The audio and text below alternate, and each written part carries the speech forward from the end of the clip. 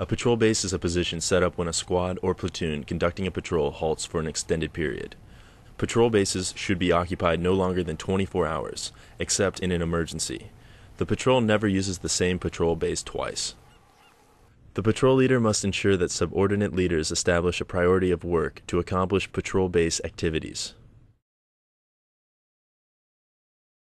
The patrol leader selects the tentative site from a map or by aerial reconnaissance. The site's suitability must be confirmed. It must be secured before occupation. Plans to establish a patrol base must include selecting an alternate patrol base site. The alternate site is used if the first site is unsuitable, compromised, or if the patrol must unexpectedly evacuate the first patrol base. Site selection criteria includes the following.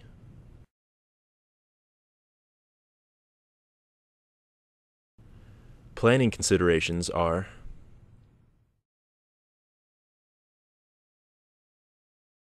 a patrol base is established using the following steps. The patrol base is reconnoitered and established the same as an objective rally point, ORP, except that the patrol will enter at a 90-degree turn if required. This action is MET-TC dependent. If there is nothing to be gained by doing this step, then the unit does not do it, for example, flat desert terrain. The patrol leader halts 300 meters from the planned patrol base site. The patrol leader selects the compass man, an observation post team, and 2 men from each subordinate element for the leader's recon. The patrol leader briefs the assistant patrol leader with a contingency plan before leaving. An observation post is established 100 meters short of the planned patrol base at the 90-degree turn, if required.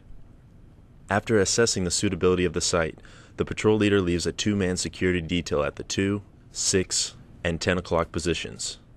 The patrol leader and compass man move back to the rest of the patrol. The rest of the patrol is briefed on any change in the plan. If the patrol base is being established at night, the security team member at the 6 o'clock position, facing towards the rest of the patrol, must have a visual reference like a chem light, flashlight, or illuminated compass lens. The compass man leads the rest of the patrol back towards the patrol base. The patrol moves through the OP and stops at the 6 o'clock position. The patrol leader leads the first element from the 6 o'clock position to the 10 o'clock position through the 2 o'clock position.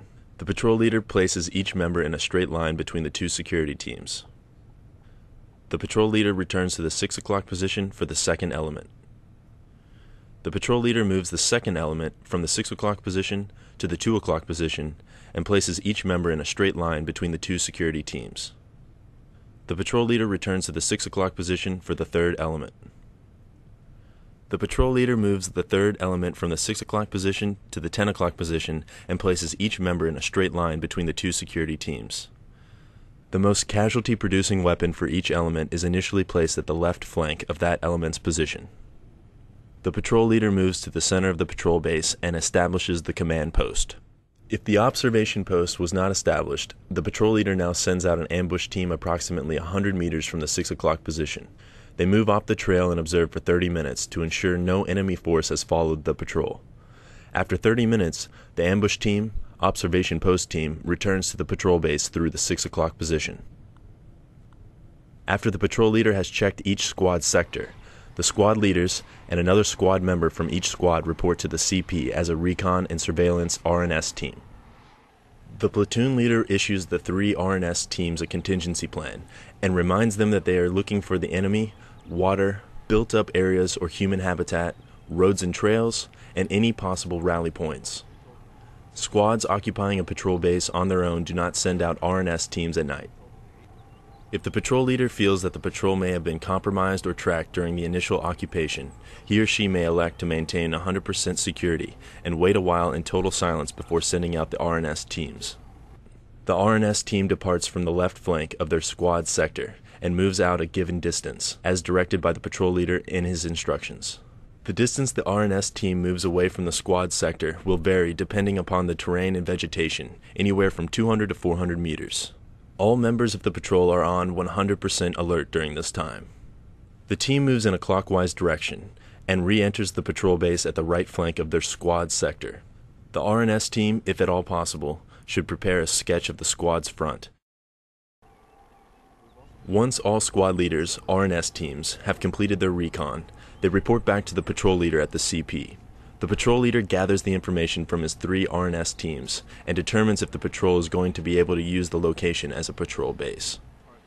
If the patrol leader determines that he will be able to use the location as a patrol base, he gives the following information to his assistant patrol leader and squad leaders, and then disseminates other information such as daily challenge and password, frequencies, and call signs.